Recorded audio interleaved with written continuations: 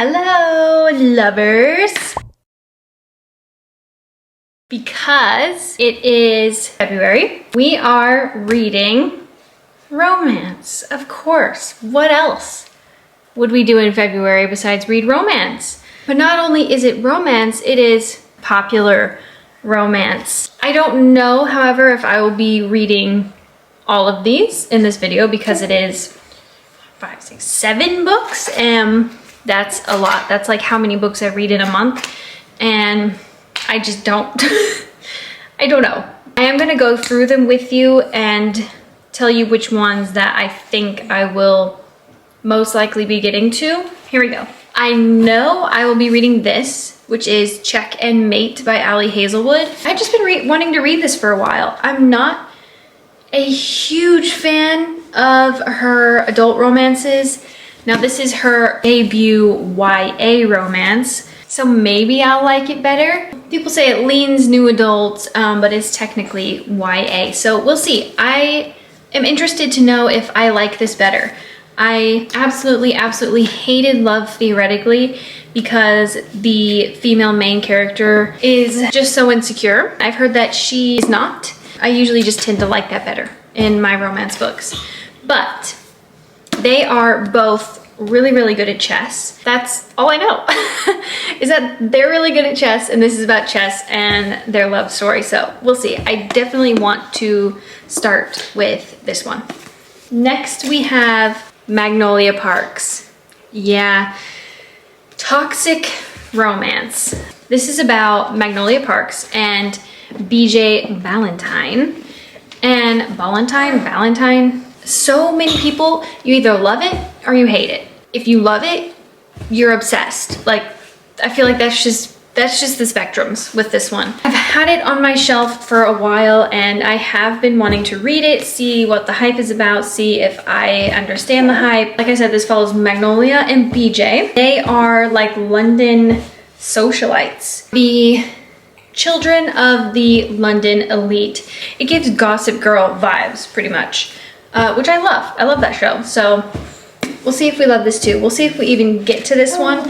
This one's kind of just like one of the honorable mentions that if I feel like it, then I'll get to it. Then we have Highly Suspicious and Unfairly Cute. I don't know anything about this one. I saw that my library had it and I've seen people talk about it, so I wanted to read it. It says, could you brave the wilderness with your highly suspicious and unfairly cute ex-best friend? It sounds interesting. This one I also want to read because it is obviously a library book and I need to return it eventually. So I would definitely like to get to this one in this video. Next one that I definitely want to get to is 7 Days in June by Tia Williams. This is about two people, Eva and Shane. They're writers and they met, I believe, before. Yeah, they spent apparently 1 week madly in love and went their separate ways, and then now they write to each other through their novels, through the books that they write, and that just sounds so cute. People love this. People absolutely love it and say that it's the best romance they've ever read. I want to experience that. So 7 Days in June, I definitely want to get to. And then our last option for this video is, of course, Emily Henry, Happy Place, the #1 trending romance book of 2023, pretty much. Everyone and their mother literally were talking about this book. This is literally my mother's copy of this book. I don't have a great history with Emily Henry. Granted, I've only tried to read one of her books. I tried to read Book Lovers and I thought it was incredibly boring. Hopefully this is better. People have said that this doesn't quite feel like Emily Henry's writing. It kind of seems like she's changed her writing a little bit, which could be good. It could be to my benefit. We'll see. I'm willing to give Emily Henry and her worlds a second chance because they are beloved by so many people. So we'll see. Check and Mate. Check and Mate. Check and Mate by Ali Hazelwood. Okay, so a little first impressions update.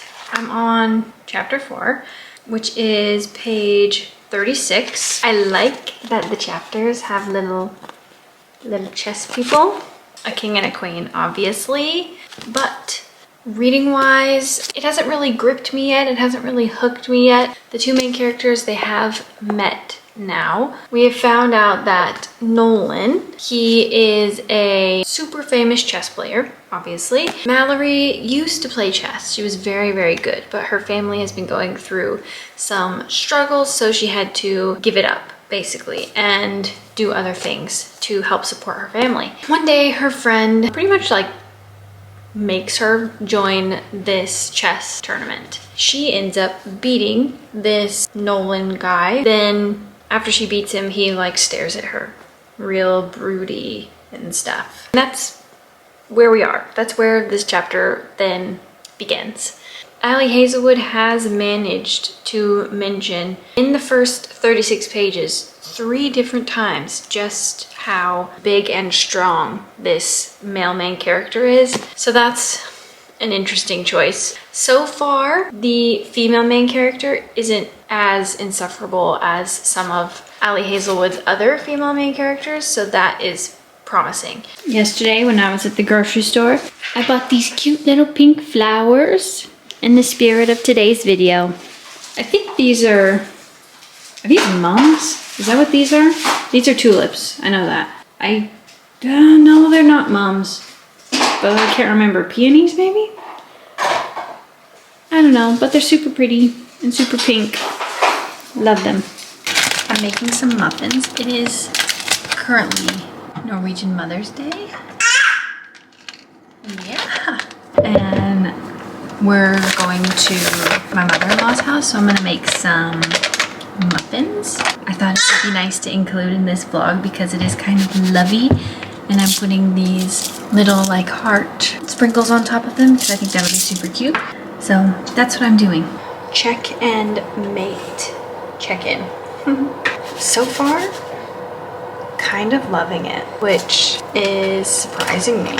I like the banter. One thing I do have to give it to Ali Hazelwood. She is really good at writing banter in her books between the main characters. My biggest qualm with Love Theoretically was that the female main character wasn't sure enough of herself. She needed this man to come along to tell her that she was okay and like she was smart and doing good things for her to finally believe it. This one isn't as bad as Love Theoretically. She still has some of those like uncertain characteristics about herself and like unsure characteristics about herself, but it's not as annoying as it was in Love Theoretically. It is interesting that it is YA though, because they do talk a lot about sex for some reason. It's not that it's like overly obnoxious either, because Ali Hazelwood talks about it a lot in her books overall, so like it makes sense technically that it would be in this book, but I think because it was framed for YA readers that some people are having a bit of a problem with it. Some of her jokes that are made are kind of like, okay, I don't know if like a mom would make that joke, one, or I don't know if, I think her little sister is like 12, and it's like, well, okay, maybe a 12-year-old would make that joke, I don't know, but at the same time, when I was 12, I wouldn't have made that joke, so I don't know. It's hard to tell at this point, but moral of the story, I am liking it so far, and it's actually making me giggle. So, yeah.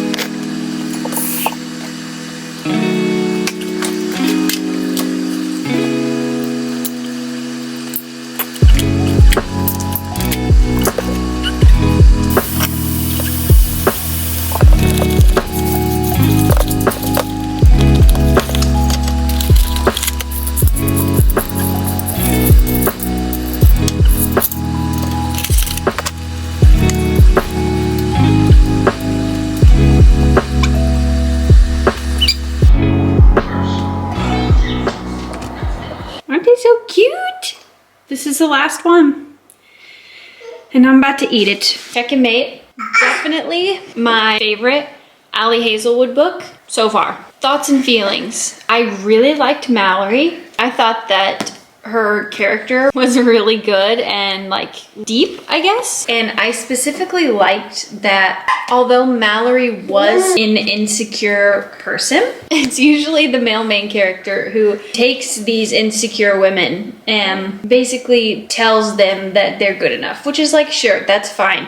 But it's basically implying that women need male validation for what they do to mean something. But this one felt different. She's still kind of the same insecure about her skills and like how smart she is and how good she is at things. Nolan, the main character, isn't really the one that helps her through those things. Nolan is obsessed with her. He's obsessed with her chess playing and he's obsessed with just her as a person. Overall, really enjoyed this one. It's going to be a 4 stars for me. Okay, bye. Highly suspicious and unfairly cute. Highly suspicious and unfairly cute. Highly Suspicious and Unfairly Cute by Talia Hibbert.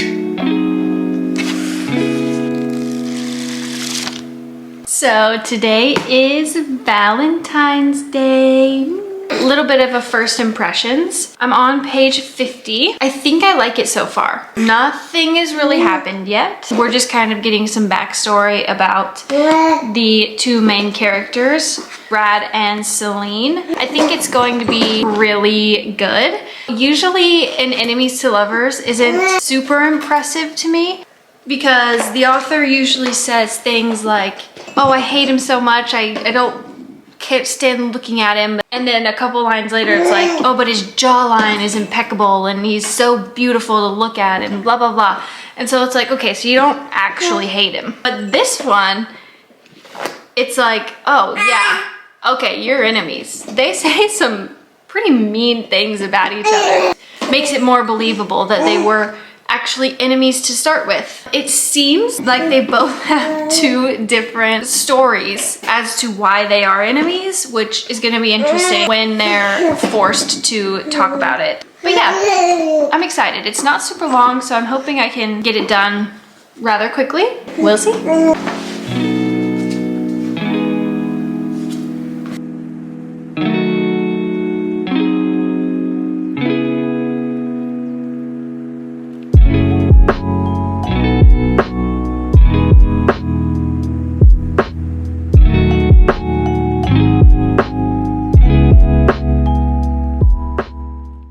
Okay, so I finished Highly Suspicious and Unfairly Cute. I liked it. I gave it 3 stars. The highs for me were the characters. Brad and Celine, or something about the way she writes her characters is just top notch. Her characters are just, they're a cut above the regular romance novel level of character, in my opinion. Both of them had so much more depth and they were more like well-rounded people than what you usually find in a romance novel, which I really enjoyed. I really liked that. However, the plot, I wasn't super interested in. There's some kind of like scholarship competition where the competitors have to survive in the woods and then they get scored based on how well they do and like how well they work with others, and somehow their ability to survive in the woods is what's going to make them a good like business person, I guess, because they get a scholarship at the end if they have really high scores. So that was just kind of not odd, but I wasn't super interested in it. That's about it. The plot was a little bit boring, a little bit mundane, but the characters definitely what kept the book moving forward for me. But I will definitely be reading more by her. I like her writing style a lot. I definitely want to get into the Brown Sisters series. I have Get a Life, Chloe Brown downloaded on my Kindle now. I'm definitely gonna read that. Yeah. Highly Suspicious and Unfairly Cute. 3 stars. 7 Days in June. 7 Days in June. 7 Days in June by Tia Williams. I've already started it. I'm on page 25. My first impressions so far, we're kind of just setting up the story, right? We're getting introduced to all the characters. Eva Mercy, the main character in this, we're talking about her struggle with very intense migraines and how doctors aren't able to figure out what's wrong and why she's having these intense migraines that quite literally debilitate her. I'm kind of worried that this is going to get very, very sad. We'll see. Like I said, page 25, I'm like barely into this, so I really have no impressions whatsoever on the romance that's gonna happen. Barely really anything to go off of. Let's get deeper into this one. I just finished 7 Days in June by Tia Williams. This book follows Shane and Eva, who are both romance writers, but they both met when they were both in high school and had like this super amazing fling that lasted a week, where they felt this super strong connection and they didn't understand why they had such a deep connection. This mostly takes place in their adult lives, when one day Ava is speaking at a conference and Shane walks in and also starts to speak at this conference. You soon quickly find out that they both write to each other in their romance books, and each of their books, one of the characters is based off of the other person, which is just super cute. It pretty much just goes about their lives as adults, reconnecting. They have basically another 7 days in June as adults and realizing that their connection still is very, very strong. It was very nice. I gave it 3.5 stars. The plot wasn't anything crazy, but the characters definitely drive the story. It's kind of along the lines with Highly Suspicious and Unfairly Cute. I feel like Talia Hibbert and Tia Williams, they write really great characters who feel like real people. They don't just feel like characters in a story, which I enjoy. All 3 of these books kind of have this element where the male main character is so infatuated with the female main character. I think that is my new favorite book trope. Just a man who simps over a woman. I think that's my new favorite book trope. It is safe to say that I am pretty romanced out for now. I'm ready to dive into some thrillers or something now that I'm done reading all 3 of these. This one, since I read it last, I think I kind of did it an injustice because I had already read 2 romances before that. I think it might have gotten a bit higher of a rating if I would have read it first or something, but you live and you learn, right? They were all still really good. Now you will catch me not reading romance for a while.